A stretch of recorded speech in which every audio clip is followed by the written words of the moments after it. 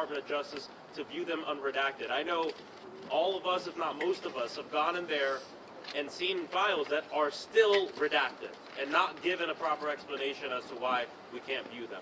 We know the Department of Justice has deleted things having to do with Donald Trump, has deleted things having to do with Howard Lutnick and people connected to the administration. We know that Pam Bondi has been spying on members of Congress as we've been trying to conduct our legitimate oversight responsibilities. So we're here to see this through. We're here because we know that this is about justice for the survivors, but justice also means that this never happens again. That's why this investigation is so important. We don't want this failure of government, this failure of elite billionaires getting away with a different system of justice. We don't want this to happen again, and that's why we're here today. We are serious about this, and my hope is that my Republican colleagues who say they're serious about it back it up with action.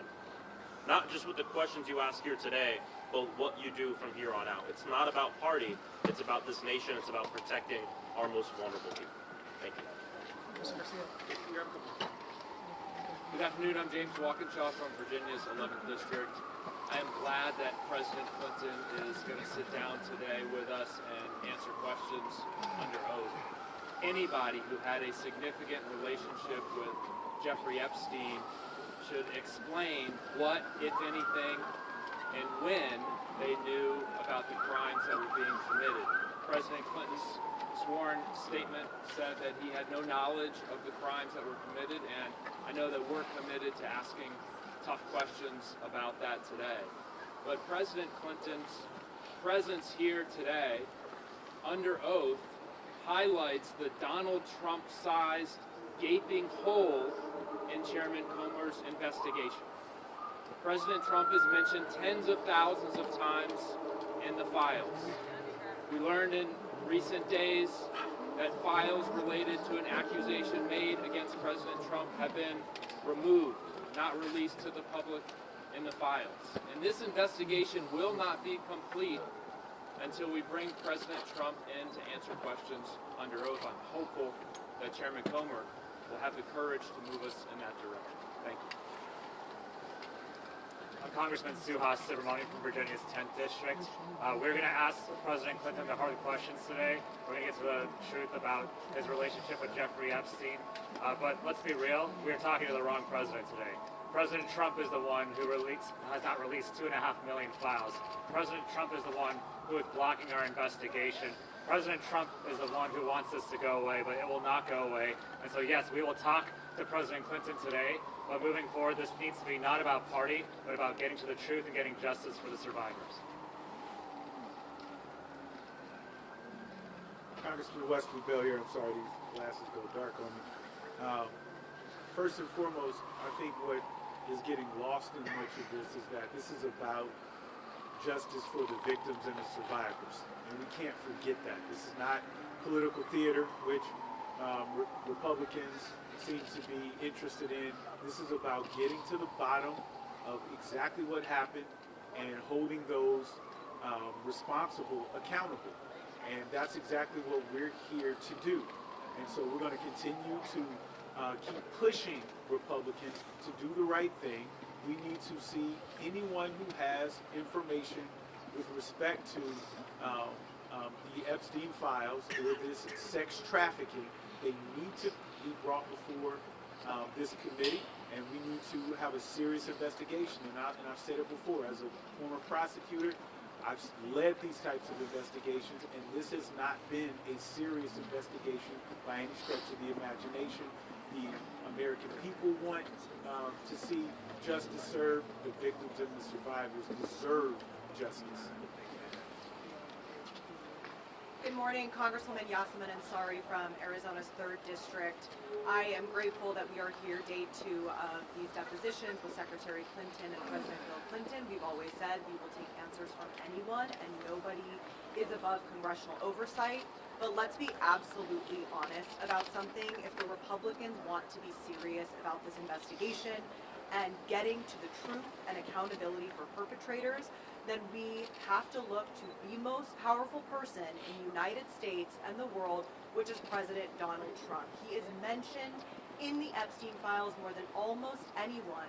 And just this week, incredibly damning reporting came out to say that there were credible allegations from a woman who said that she was abused by Donald Trump when she was a minor. The FBI investigated this and interviewed this individual multiple times. You do not do that if it is not serious. Further, we need to investigate the ongoing White House cover-up. We know that the Department of Justice has been withholding files, they have been making illegal redactions, the FBI and Kash Patel have been lying under oath. All of these people need to be deposed before this committee. We need to take this investigation seriously. There are more than 1,000 people who were harmed by Jeffrey Epstein, Ghislaine Maxwell, and many other rich and powerful people, children, whose lives were literally altered forever at the hands of this abuse. This is very serious, and I think the fact that some of the Republicans on the Oversight Committee feel that it is appropriate to make statements to say that President Trump is somehow exonerated. Congresswoman Anna Paulina Luna said this last night. That is the most outrageous thing that I have ever heard. Donald Trump needs to come before this committee, and we will not stop fighting until we get the truth and there's accountability and justice for the survivors. I'm Ro Khanna from California. I want to echo what all my colleagues said. A new precedent has been set in America today. Before this, we had the Trump rule. Trump defied, as all of you know, a congressional subpoena with the January 6th committee. He said presidents don't have to testify. Now we have the Clinton rule, which is that presidents and their families have to testify when Congress issues a subpoena. And that means that Donald Trump needs to come before our committee and explain what he knew about Epstein and explain why we have not had a full release of the documents. We also need other people, part of the Epstein class, to come before this committee. If President Clinton can answer questions, many others need to as well. I was pleased to see Congresswoman Nancy Mace today calling for Howard Lutnick to come before our committee. I believe we will have the votes to subpoena him, and we will work with Ranking Member Garcia to make sure that he comes before our committee next. Mr. Chair, mentioning foreign intelligence. Virginia Giuffre never accused the former President Bill Clinton of wrongdoing, but she did say that he visited Epstein's island, that she saw him there. But the former president said he never went. You mentioned Howard Lutnick several times. We know that he claimed he cut off ties with Epstein, but then was found to have visited the island. So who do you believe, Virginia Giuffre or President Bill Clinton? Those questions are actually going to be asked today in this deposition. Mr. Ranking Member, just a short time ago, your Republican colleagues said that there was some type of exchange yesterday with the Secretary where she was screaming. What is your characterization of what happened? I hope that the Republicans release the actual video unedited immediately, because to say that the Secretary was screaming, I think is beyond a mischaracterization. What happened yesterday was a disgrace.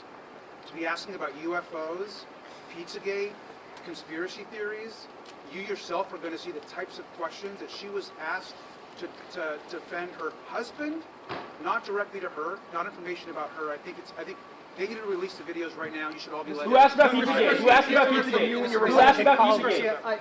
You guys have talked often about the precedent being set by President Clinton appearing here today as opposed to President Trump. Is the way that President Clinton answers these questions today also setting a precedent? If he invokes executive privilege or says he doesn't remember, could that set the stage for President Trump to do a similar situation? I think it was telling that Secretary Clinton did not take the fifth one time yesterday. She answered the questions. That information needs to be released. I think it's important that President Clinton do the same. I think he will answer questions today. I think that President Trump needs to man up, get in front of this committee, and answer the questions and stop calling this investigation a hoax. And we've got to go in. Chairman, who asked the Pizzagate questions? Congressman Khanna.